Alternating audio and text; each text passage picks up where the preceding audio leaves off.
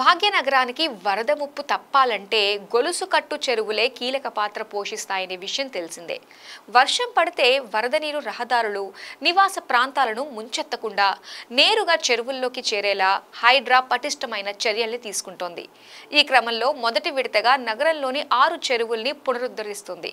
చెరువులు, నాలాలను పరిరక్షించడం ఎంతో అవసరమని అందరూ గ్రహించాలని హైడ్రా సూచిస్తోంది. అందులో ఈ బృహత్ లక్ష్యాన్ని చేరుకునేందుకు హైడ్రా నగర ప్రజల భాగస్వామ్యాన్ని కోరుతోంది.